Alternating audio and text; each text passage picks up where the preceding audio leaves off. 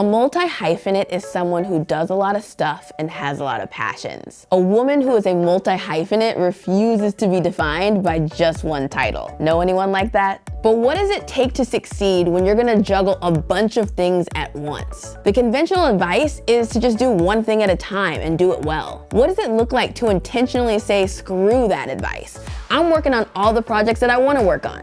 I'm exploring this question with the famous supermodel turned powerhouse businesswoman, Kathy Ireland. She's famously on the cover of Sports Illustrated. We all know that our culture underestimates women who are models.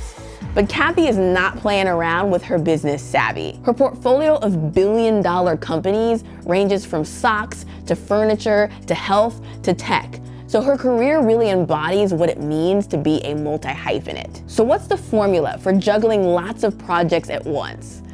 I gotta know, because most of the time I'm just struggling to keep my head above water.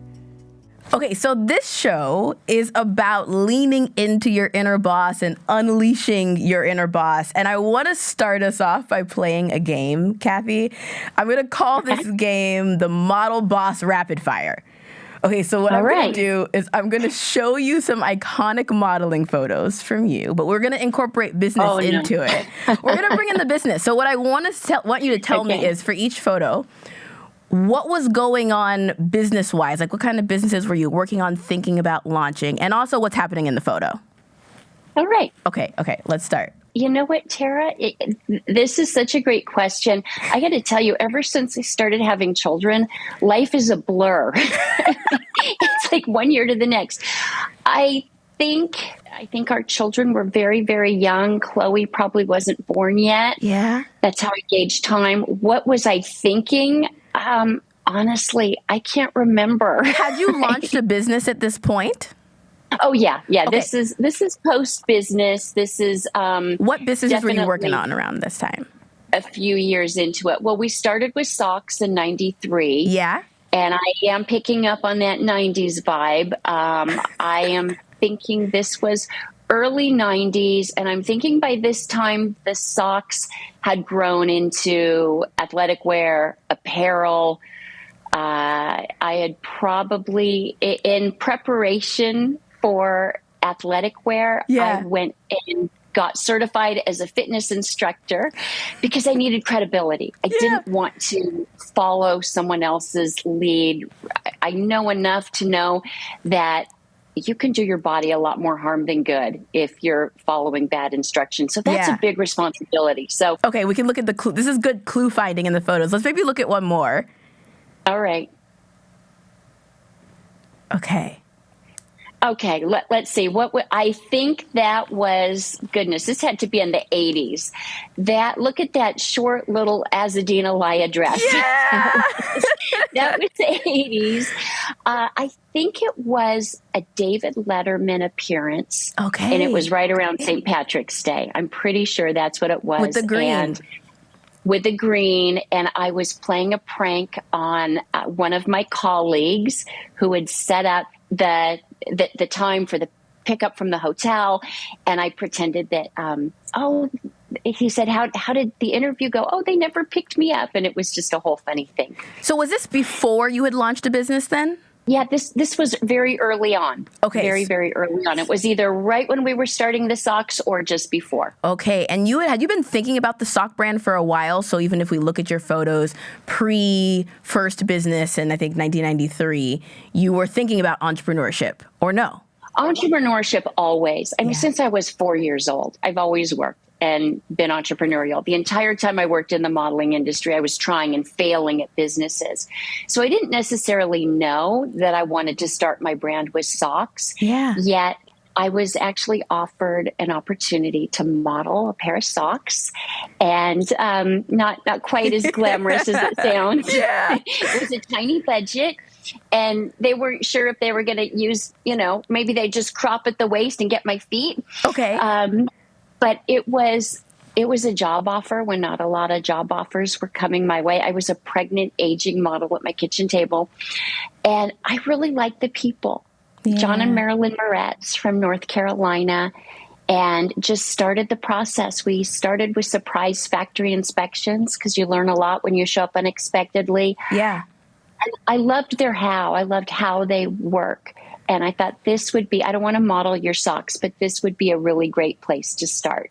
Oh my gosh, I don't want to model your socks, but I want to start my own socks company, is what you said. Yeah, let's go into business together. I love that. Okay, so if I kind of go through your timeline, right, there's Sock Brand, which is where you started, and then by like 1999, you're added furniture brands. And then there are a bunch of different licensing stuff that you did around cabinets, jewelry, fine dining, swimwear. Like, I haven't even covered all of the businesses that you are part of and have been part of. And I think about this concept of being a multi-hyphenate, right? That you have lots of different passions, lots of different things that you do. And I contrast that with the concept of pivoting a lot, meaning like you start with one thing and then you stop that and you turn to another thing. I think a lot of our viewers identify themselves as like rapid pivoters. They know when to move. And also a lot identify as like multi-hyphenates. There's a lot of things that they love and they want to do and want to be part of. Which one of those two do you kind of most identify as? Tara, it's a combination. Yeah. I think when you focus on what you're doing and why and who you're serving. So though our company is vast and we work in many different sectors, the common thread is our customer. And it's all about bringing her value and serving her. I say her because when we started our brand, we began with a mission of finding solutions for families, especially busy moms. As a brand new mom, I was just overwhelmed at how underserved moms are. I mean, it's like going to the store was absolutely heroic. So we had to make sure that her shopping experience was excellent. And today there's many different options, yet it's still, her time is valuable. So we've got to make sure that the process is good and smooth, that we have the right price to value ratio at every price point, that the quality is there. Brands it's about a trusted relationship. So today we serve women, men, children of all different ages and demographics, yet it's that common consistency. It's about solutions. And if your life is perfect and you don't need any solutions, our brand is not for you. Yeah. But if you need some solutions, that's what we seek to bring. But whether it is in products or services. And you've got all kinds of solutions and services and things that you're part of. If I kind of look at from the outside looking in at your trajectory, there is an initial pivot from I'm a model to I'm also going to be a businesswoman and I'm going to transition out of being a model to just being a businesswoman. How did you know you needed to make that pivot? The modeling was a surprise. It was not part of the plan. My first job, I was 4 years old. I sold painted rocks from my wagon door to door. I did all of those things, watering plants, taking care of animals. I had a paper route for 3.5 years. Modeling was offered to me, and I thought this could be a chance for me to save money to go to college or to start a business. The entire time I worked in that industry, I was trying and failing at businesses. And I look at failure as education. So in that respect, I'm very well educated. Yeah. The modeling career would not have gone on as long as it did if one of those earlier business ventures would have taken off. It just took me a while. Interesting. So many of our listeners they're working on an existing job and they're trying entrepreneurship on the side. They're launching things. And I think when people look at you and your career, they might think, oh, the modeling was intentional. That was initially the path. And then you pivoted. I just said that as my perception. But I'm hearing you say, no, the modeling was paying the bills as you were working on other types of entrepreneurship. What failed? What were some things that failed before you kind of got a business that took off? Let's see. One was I was working on a skincare line, and I was working with. I met a scientist, and I'd go back and forth. I just was not satisfied with the quality and the process. I met a lot of people. I didn't appreciate the hows, how they're bringing this product to market. It's like, okay, that's not going to work with my values. So finding the right people who know your values, know what you believe and why you believe it, so you'd be willing to fight for it and walk away from situations if they don't align. Another business venture I tried was beer. So I'm not a good cook. Someone gave me a book on how to make beer. I made my first batch.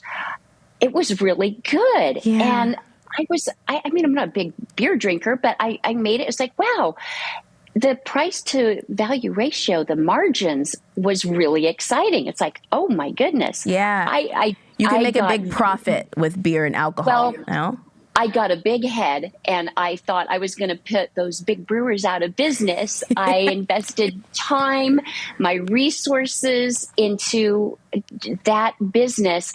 Basically, the next batch tasted like a science project. It was horrible.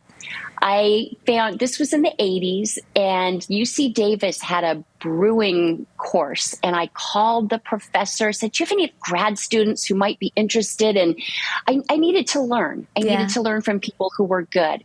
So I met these guys, and I actually did a little partnership with a microbrewery. They were just coming on the scene, Slow Brewing, and they're doing great. I sold my portion long ago because what I learned in that process, no judgment to anyone else, but I just learned that it's okay, but I don't love beer. I don't love being at events where people have had too much beer. And you have to love what you do. It wasn't enjoyable for me. So I just said, you know what? I don't want to earn my money off of this. It's not, I don't have enough passion for it. One thing that's really cool that I'm hearing about your entrepreneurial journey, though, is that you do a thing. Maybe you make some beer for fun, or you have a modeling sock job. These are seemingly small things that you get exposed to. And you go, what about a business about that? If I contrast that to some friends that I have that are thinking about launching a business, they're sitting there trying to write a 20-page business plan, humming and hawing and pondering. They're not really following the passion of ooh, I like this thing, let me try. Ooh, I like this thing, let me try. It sounds like you have a different approach, which is I like a lot of things, let me lean in. And then the second that I decide I don't want to do that, I'll lean out. Does that resonate with you? Do you think of it differently? Tara, it does resonate with me. And I do recognize I am very blessed by that long ago modeling career. The greatest gift, I did not appreciate it at the time, but was all the rejection. There's a lot of rejection in that industry. And so when I would present my ideas to people, I mean, you can imagine the responses that I got. People laughed in my face. When I was banging on doors presenting socks to retailers, people said, you can never start a brand with a pair of socks. It's never been done. I heard Jay Leno laughed at you about starting your furniture brand and was like, I don't see that. And then you're like, let me show you. He's such a kind man.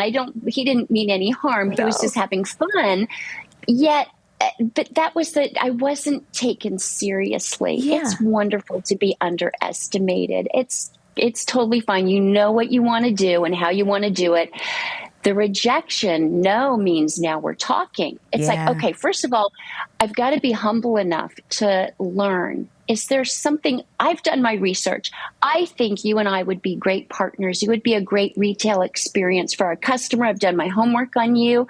I think we're a great fit. I see that the opportunity space there for us. What's the challenge? And they might have some good advice. You know what? You need to have this in your assortment or that, or whatever it might be, the price points, whatever it is. But sometimes they don't have any. It's just negativity. So we have to be discerning to know, all right, is there something I can learn from it, even if it's just awful criticism developed in a nasty package? You got to open that package to discern if there's anything we can learn from it.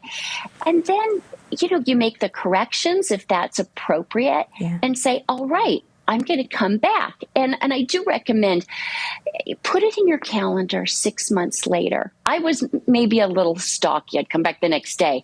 But maybe 6 months later. It's giving persistent. It's giving, I'm doing this no matter what. I love that. You believe in it. But it goes back to when you have a passion for something, you believe in it and you care about it and you know it's going to make someone's day better. So you're willing to fight for it. And maybe the person who's rejecting you, maybe they will no longer be the decision maker, or, maybe they'll be in a better mood. But you don't know if you don't keep going back. But it's so common for entrepreneurs to encounter people who do not understand what the heck you're doing. Like, for so long, my mother was like, what are you talking about? I don't understand. Why would you not have this job at Microsoft? Why would you not stay and do this thing?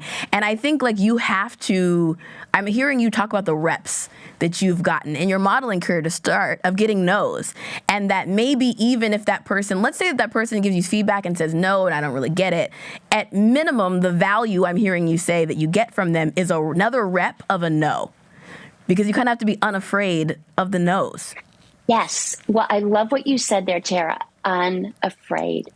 Just, my favorite book says, don't be afraid over 500 times. So there is no room for fear, no room for it at all. There's going to be a lot of battles. Yeah. And we got to face them. We got to recognize if it's worthwhile, if it's a good battle. Yeah. And if it is, we just move forward with wisdom. I was doing this activity recently where I was writing down things that I perceive myself to be good at. And I was starting to write down like fearless. And I was like, well, I don't really know if I'm actually fearless. I think I'm brave. Like, the fear is still there. I'm definitely freaked the F out. And I'm like, oh my gosh, it's not going to work. I'm crying on my couch. My boyfriend's like, you can do it, trying to hype me up. So I'm definitely still scared. I think I've just developed a muscle of doing it scared anyway, like the bravery part of it. And bravery is different. I think you've had bravery to pivot when you need to work on multiple things. Like, there's a conventional business advice, which is do one thing. Do one thing, focus just on that, and like go laser in. And you've had the bravery to be like, actually, that's not my vibe.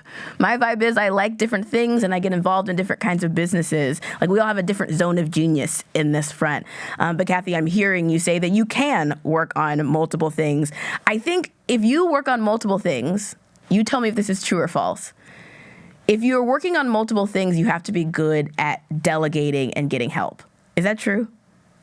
It's absolutely true. No, it's absolutely true, Tara. It's great advice. The most successful entrepreneurs I know are ones who are humble enough to recognize I need help in this area. And there are people who are smarter than me here, and I need their help. And also those who empower others and bring opportunity for growth. And that's exciting to me as well. And I in a sense, I've got a singular focus, and that's about bringing solutions. But the how, that's multifaceted. So that can be through fintech, through health and wellness, telemedicine, fashion, home, entertainment. There's many areas where we can bring solutions and values, but it's about being of service in many different ways and touching people's lives. And you talk about pivoting. That's so important. And I believe we pivot when we're alert. We've got to be really alert and listen more than we speak. When we engage with our customer, I love spending time with our sales teams because we have ways of communicating with our customers and collecting information, yet they're on the front lines every single day. And sales is the lifeblood of every business. Nothing happens without the sale. So when I can spend time with our sales teams, they learn from me what was the inspiration, what are the innovations on this product or service that you're designing and marketing. And when I get to hear from them, I'm learning, okay, what is our customer responding to? What are they not responding to? What are they looking for that we could do better? So it's just a great ongoing education. Yeah, no, I talk to so many entrepreneurs who are so doggone scared of sales. Like, particularly if they're early stage and they're the only person to be selling, or maybe there's one other salesperson, like they just do not want to get on the phone to talk to people, to talk to customers. It's so scary. But that is like the fastest way to get the insight about what people want and don't want. Have you ever, so you talk to the salespeople and you ask them, do you join the call? Like, what have you done in that way? Yes. I mean, all of it. I've done everything from, picking up the phone and calling retail partners and just asking for an opportunity to audition our products that we really believe this would be a great fit. Or when a salesperson is getting blocked, it's okay, let me know when you are getting blocked, so if I can be of assistance and jump on a call with you and we can talk about it. Or let's learn from the person who is rejecting us what it's all about. Is their concern valid or not? Yes. And maybe we can learn and get better, or maybe they'll learn and they'll give us a chance. Yes. So it's not, but again, it goes back to having a passion for what you're doing, because it's, I don't have to tell you, Tara, how hard it is, and that there's some 24/7 days. And so you got to have a passion for what you're doing. It gives you energy, and it just makes it sustainable to just keep fighting another day. If Kathy is here on the sales calls, then we all need to get our butts on sales calls. I love this. And actually talk to our customers. That's so good. Good inspo. I want to go back to the conversation we were having about like getting help, because I know for myself, like as a woman of color, I have to do so much work to deprogram the like, no worries, I can do it all by myself thing that we do, and changing that to let me lean into asking my team for help and asking people to be involved. I'm curious with your brands, like what is your level of overall involvement? I would imagine some of them you're more or less, maybe early stage as it gets developed. Like how does that work in terms of how you're involved or not involved? What you just shared resonates so much with me, Tara. And I think women, generally speaking, we're multitaskers, and we care deeply about what we're doing. We want to make sure it's done well and right.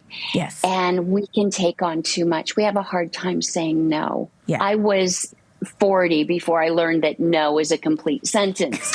No, thank you is better, but no works. And oftentimes we have to say no to good things in order to say yes to great things. It's recognizing that it's actually kinder to other people if you empower them and give them opportunities to grow rather than trying to control everything yourself. Like our listeners, if they're thinking about what are the ways that I can take my business that I've started or that I want to start and not do all the things for it, right? Like I don't have to be the one that does all the distribution, all of the packaging, all of the everything. I want to walk through some ways that they can do that, but I kind of want to understand a little bit more about sort of how your business has worked. So for the sock brand, for example, when you started, you found an existing sock manufacturer and brand, and then you partnered with them. When you partnered with them, did you start like a separate line of business with them? Tell me how that worked. Yes. So these were the people that kindly offered me the chance to model their socks. Yeah. I loved the socks. So my husband and I, we did a family-based focus group. We did a lot of backpacking back then. And my husband, being an ER doctor on his feet all the time, he's like, these are great socks. They were really, really good socks. Very plain. And I thought, okay, what could our team, I had assembled a little team. Yeah. And just what could we bring as far as fashion? Innovative. Just wonderful, innovative fabrics and technologies. Yeah. What could we bring to a basic pair of socks? It's something that, people need. And that's how we started. We started our own line. Okay. And it was hard in the beginning. Did the line have your name and branding on it or not necessarily? It did. The team outvoted me on that. I was like, I don't know if I want to have my name on it. But anyway, girl, use it. It did. That's how we started, and we grew it from there. You're almost like touching on it lightly, like it's no big deal.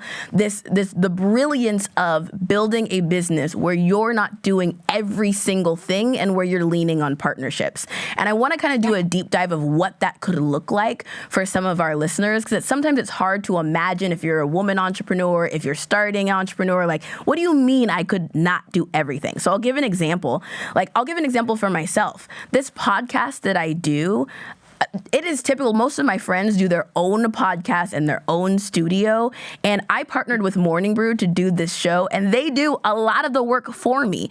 And it's been a really interesting model that is different from how I normally do business, which is I do everything myself. That is normally how I approach things. But this time I was like, you know what, I'm going to diversify that and lean on a partner. Let's say that you have an e-commerce business, right? And you sell t-shirts or clothing or whatever it is. You can partner with a drop shipper. So you do the sales and then they do all of the fulfillment and getting it to customers. That's an example of a way you don't have to do everything. Or if you have a marketing agency, right? Maybe you run, like maybe the agency has ads and you run the ads for customers. So that's part of what you offer as a service. But maybe copywriting is not your thing. So like writing the content of the ad is not your thing. So maybe you hire a small agency, like a copywriting agency, to work in partnership with you. So they do the copywriting part and you do all the rest of it. Or let's say you have like a coaching business and maybe one part of coaching you're really good at and a part you're less familiar with. So you bring in another coach to do it with you. Or you work at a job. Actually, the producer of our show, Gabby, I've watched her over the years get really good at this, at like delegating and asking for help, right? Like when you think about bosses, a boss is not doing everything themselves. They're just not doing it. They're the one who's like, they're good conductors. Right. And I'm hearing you talk about being a good conductor. I would love to ask our audience to kind of participate in this conversation, too. So come to YouTube, go into the comments, share with us one thing, either in your business or your job, that you think you could maybe delegate to someone else or pull in a partnership so you don't have to do every single thing. I think Kathy is really kind of getting my mind churning about this, about what it looks like to not have to do every single thing.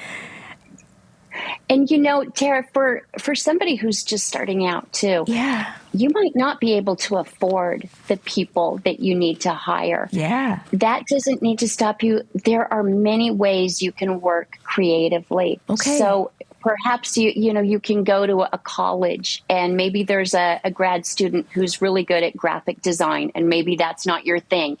So see if there's something that you can do. You can trade. You can do babysitting. You can help them with, how can I help you? Let's work out a trade. Maybe it's not monetary, but services.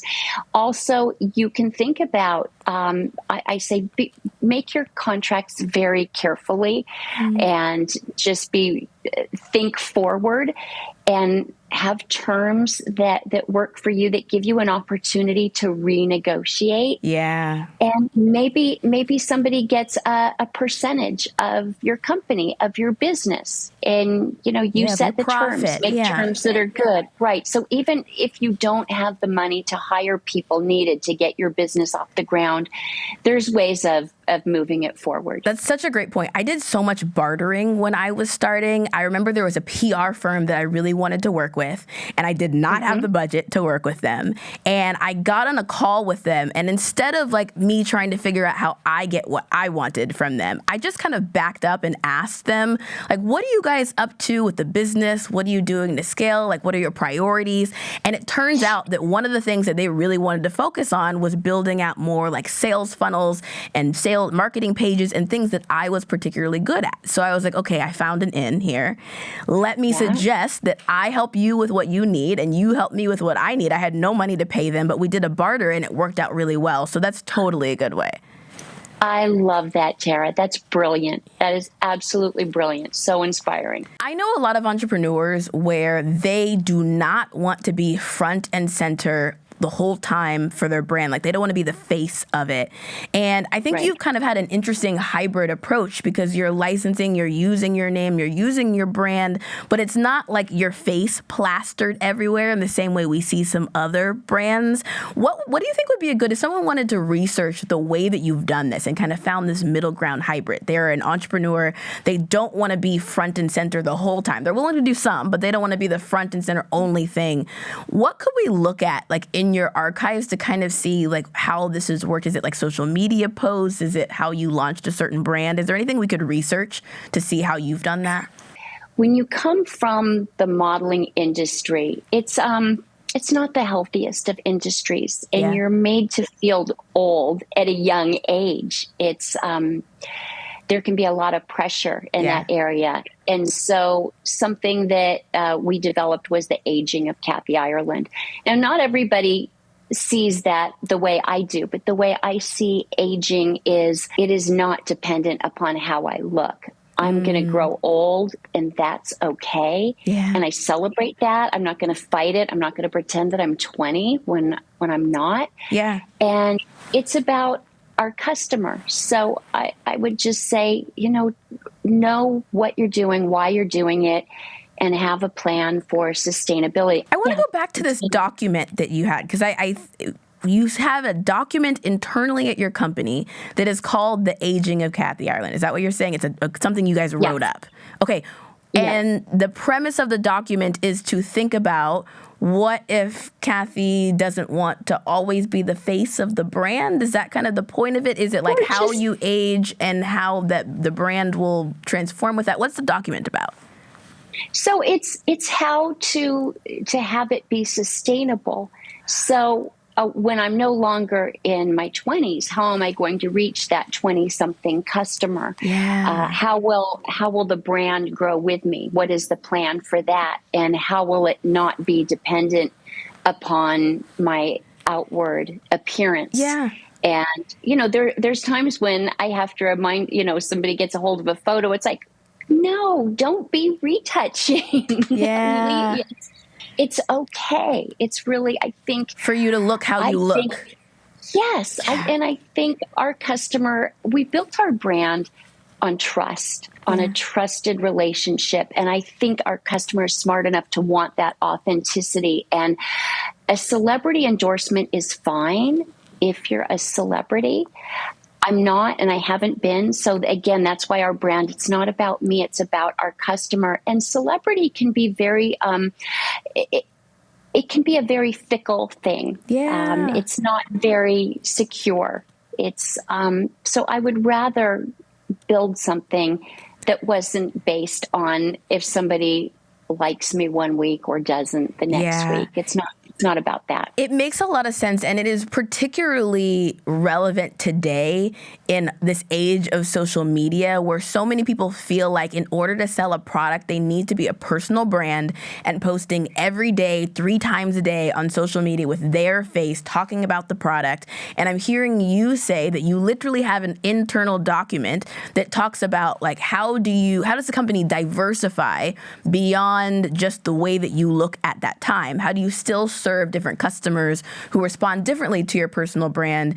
And this is something that I think about for my own brand, right? I have operated very much as the face of my brand, and we're in the middle of talking about how do we switch that up and diversify that? Is it brand ambassadors and different people get like the United Colors of Benetton, like a bunch of different people who have different backgrounds? Is that the approach, or is it just faceless? I think in today's day and age, people respond more to like a face than just a logo. And so figuring out like, is it other faces? Is it we bring in brand ambassadors? Is it bring in like, what does that look like? That's something that I'm thinking through. And I think a lot of entrepreneurs are thinking through, because today it feels like you have to put yourself on social media and you have to be the brand. So we've been talking a lot about like doing multiple things, either pivoting from one thing to another or having a portfolio of brands and things that you work on and being a multi-hyphenate. I imagine though that there are some downsides to working on many things at once. And one of them is maybe like you've got to think a lot about timing. Like there's a right and a wrong time to add something to your portfolio. If you're an entrepreneur, you've got 3 different ideas. Maybe you don't start with all 3. Maybe you kind of come up with a plan for when you add. So I'm curious, when you think about your first few businesses, how did you know it was time to add new ones? What a great question that is. And it's a bigger question even beyond business, because for life, and again, it can be hard to say no when there's good opportunities, but boundaries are really important, both in our personal life and our business life. It's so important to figure out, like, what are your values? What are your priorities? And put boundaries in place to protect them, because they will be challenged. Yeah. And life comes in seasons, and we can't do everything all at once. But maybe at this season of my life, I'm gonna work in this industry, and down the road I'm going to bring in this one. And you strategize it, and you sometimes something else, and things ebb and flow. You also look at the market, and you say, okay, how are home sales right now? What's going on in that industry? How is this going to impact my products? How do I help people who are really struggling and they need to sell products in their stores? Maybe I can think of items that are less expensive, and it can be incremental sales to them. Maybe they wouldn't necessarily think of selling a candle at a furniture store, but you know what? Maybe somebody's not going to buy a sofa today, but they'll buy some candles, and they'll tell their friends, and bringing that quality of service. So it doesn't mean abandoning the sector that you're in, but thinking of new ways to approach it, and then working in other sectors as well. It allows you to pivot quickly. I have a project right now that I would love to launch about like self-awareness. And I keep going back and forth. So it's like a content series about self-awareness. I keep going back and forth about timing of when to do and launch this project. And I keep coming up with the fact that I feel overwhelmed by all the other stuff I have going on. And I kind of know maybe I need to like change the timeline, move it around. And part of me feels really guilty because I'm moving the timeline around. It's kind of changing in my plan. And the other part of me feels like, no, actually you're listening to what feels like the right alignment and timing, and you're being kind of tapped into that like feminine intuition about when timing is right or wrong. So I'm kind of like juggling the guilt around when is the right time or not time. And I think that's one of the things that's particularly challenging if you are going to do multiple different things in multiple projects. I would imagine that one other thing that comes up is figuring out like how many different customers you're going to serve. So when I think about your brand, I think you've been pretty corely focused on who your customer is. If I contrast that to like an example, like a Tommy Hilfiger brand, right, who started as this like high-end premium brand and then kind of expanded to having these more affordable brands that kind of like diluted the prestige of the brand and sort of how that brand has had to sort of respond to that. Like that's a good example of where if you're doing too many things, you're trying to do products for a lot of different people, it makes things harder. Do you think singularly about serving one customer but lots of different brands, or do you allow yourself to diversify across different types of customers? I allow myself to diversify, yet with consistency and cohesion. For example, people said to us, our socks originally were in a handful of sporting goods stores. Then Kmart asked for exclusivity. Our brand grew there. People said, you can't start at mass and go upstairs. It's never been done. And again, it's never been done does not mean that it can't be done. That's not a reason. It's hard work, banging on doors, but having products in both opening price point and luxury, that serves a multitude of people. I see it as the same customer, because whether you're buying a $300 rug or a $30,000 rug, you want value, you want good quality, you want those same things. And it's having the luxury, it helps the opening price point, because maybe you can't afford the dress with the diamonds that are embedded in it. Yeah, you'll buy something that is in your budget from the designer who is offering that luxury. Yeah. And so I see the customer as one and the same. We go through different phases in our lives, and most people are going to be in different facing different economics throughout their life. There's times of plenty and there's times of not. Yeah. So let's serve them where they are and be consistent and treat the person with the opening price point with the same dignity that we're giving the luxury. Let's bring them. This is something my dad taught me when I had my paper out. He said, Kathy, give 110%. If the customer expects the paper on the driveway, you put it on the front porch. that was the foundation of learning to under-promise and over-deliver. And it is foundational in life and business today. So whatever we're doing, let's try to learn what are our customers' expectations and let's exceed them. My favorite part of this conversation is that you're taking some of the rules, quote unquote, about what you're supposed to do. You're supposed to just do one thing and focus. You're supposed to have one customer and focus. You're supposed to do everything yourself. And you're like, screw that. I'm going to do this the way that feels good and aligned to me. And I think it's giving me and a lot of our listeners and viewers permission to do the same and kind of write their own rules. So I want to close us out with one more little game that we'll play together. I want to give you 3 different models who have pivoted into business. I'll tell you who they are. And you can tell me of those 3, which one you would most want to partner with on something. It doesn't have to be a specific partnership, but who you would want to work with on something. Okay. So option number 1 is Bella Hadid. She has a brand called Orabella, which is her fragrance line. Really done well on social media. Yeah. Option number 2, Candace Swanepoel has Tropic of Sea, which is her swimsuit line. She's a former Victoria's Secret model. So that's option number 2. Okay. And she does a lot of partnerships with programs that support women all over the world. And then number 3, I'll give you Kendall Jenner's 818. She's at the tequila brand. Of those 3, who would you partner with on some future business venture? Who would be fun to work with? I say congratulations to each of those 3. And I can't tell you who without doing a deep dive on each one. What do we need to kind of look into if we need to build a little framework of what do we need to research that are things aligned to you, right? Things that you want to partner with, and maybe some things aligned to the brand. What would you look into? I would look into seeing if we had shared values. And things that really matter. Again, it goes down to that. So maybe it's maybe what's going on in the factories isn't going to be as important to someone else.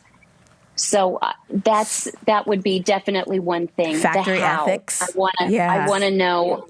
I don't care how much I think they're amazing, gorgeous, brilliant, everything. Yeah, that's irrelevant. I need to understand the how. How are you bringing this product to market?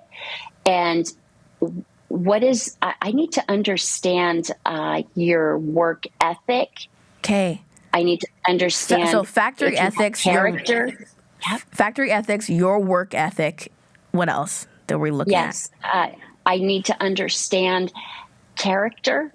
I need to understand what that is.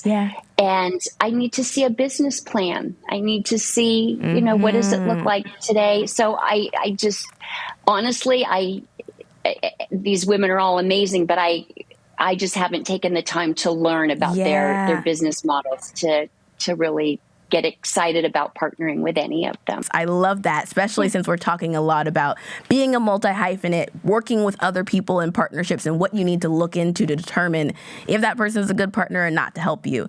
So I loved this conversation. Thank you so much for hanging out with me and talking about working on many different things.